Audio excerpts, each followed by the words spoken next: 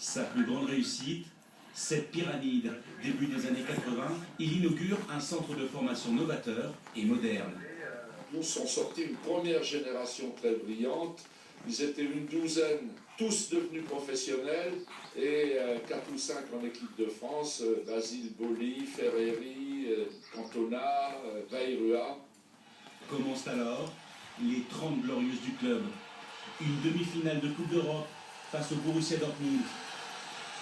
Un titre de champion en 1996. 4 Coupes de France.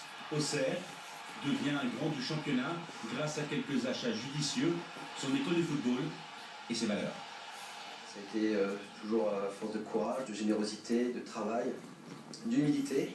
Et c'est ce qu'on souhaiterait retrouver maintenant sur les futures années. Aujourd'hui, l'illustre entraîneur est à la retraite. Mais ce sont d'anciens joueurs qui ont repris le centre de formation. Voilà, dosez.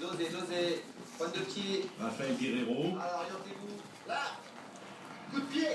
Enfin. Et Pascal Bayrua transmettent leur savoir pour redonner au club ce qu'il leur a apporté. On garde cette mentalité-là d'appartenance à ce club qui nous doit beaucoup de choses. On leur a donné beaucoup de choses aussi, mais surtout, on a pris beaucoup de plaisir. Pour ces jeunes, même relégués en Ligue 2, Auxerre offre un confort de travail rare, la certitude d'avoir une formation de qualité et d'assouvir sa passion. Ça reste la JOCR et toute son histoire. Tous les jours on se dit, quand on voit les pros s'entraîner, jouer, on se dit il restera peut-être notre chance un jour, et puis ça qui jamais notre tête, quoi. C'est notre espoir, notre objectif, et puis on fait tout pour y arriver. Au mois de janvier, l'AGIA aura un nouveau centre de formation.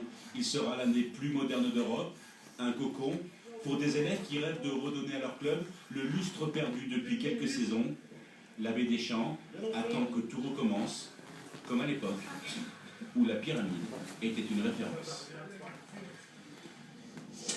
Alors éloignons-nous un peu de la ville pour parcourir les vignobles, notamment celui du Chablis, l'un des vins les plus célèbres, qui a longtemps été considéré comme la boisson des rois. Ces vins venaient directement de la Bourgogne par bateau le long de Lyon et puis de la Seine jusqu'à Paris. Nous allons assister aux différentes étapes de cette production de vin alors que les vendanges viennent tout juste